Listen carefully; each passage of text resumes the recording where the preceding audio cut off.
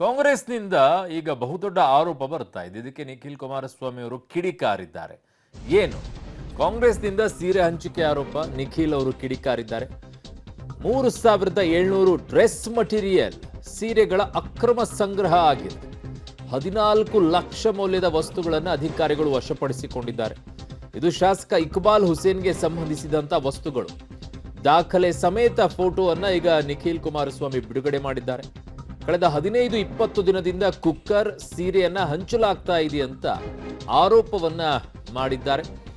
ಈಗ ಕಾಂಗ್ರೆಸ್ನಿಂದ ಸೀರೆ ಹಂಚಿಕೆ ಆರೋಪವನ್ನೇ ನಿಖಿಲ್ ಕುಮಾರಸ್ವಾಮಿ ಮಾಡಿದ್ದಾರೆ. ಈಗಾಗಲೇ 14 ಲಕ್ಷ ಮೌಲ್ಯದ ವಸ್ತುಗಳನ್ನು ಅಧಿಕಾರಿಗಳು ವಶಪಡಿಸಿಕೊಂಡಿದ್ದಾರೆ. ಇದು ಶಾಸಕ ಇಕ್ಬಾಲ್ ಹುಸೇನ್ ಅವರಿಗೆ ಸಂಬಂಧಿಸಿದಂತ ವಸ್ತುಗಳು ಅಂತ ದಾಖಲೆ ಸಮೇತ ಫೋಟೋ ಬಿಡುಗಡೆ ಮಾಡಿದ್ದಾರೆ. ರಾತ್ರಿ 10 ಗಂಟೆ ಸುಮಾರಿಗೆ ಏನು ನಮ್ಮ ರಾಮನಗರದ ವಾರ್ಡ್ ನಂಬರ್ 1 ಅಲ್ಲಿ VRL ಲಾಜಿಸ್ಟಿಕ್ಸ್ ಅಂತಕ್ಕಂಥದ್ದು ಒಂದು ಟ್ರಾನ್ಸ್ಪೋರ್ಟ್ ಏನಿದೆ, ಆ ಒಂದು ಗೋಡೌನ್ನಲ್ಲಿ ಏನು ಒಂದು ಗಾಡಿ ತುಂಬ ಲೋಡಲ್ಲಿ ಸುಮಾರು 3700 ಏನು ಚೂಡಿದಾರು ಸೀರೆ ಮೆಟೀರಿಯಲ್ಗಳು ಜಪ್ತಿಯಾಗಿರ್ತಕ್ಕಂಥದ್ದು.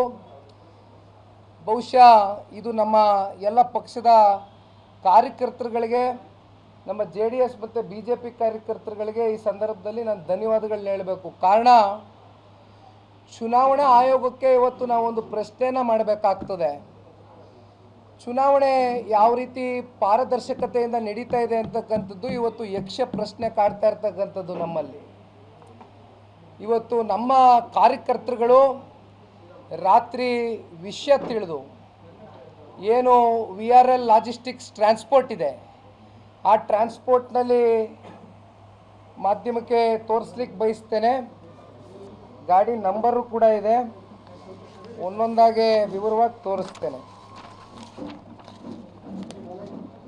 ಇದು ಬಹುಶಃ ಒಂದು ಕ್ಯಾಂಟರ್ ಅಂದ್ಕೊಳ್ತೇನೆ, KA 42B4533 ಗಾಡಿ ನಂಬರ್ ಅಣ್ಣ. ಗಾಡಿ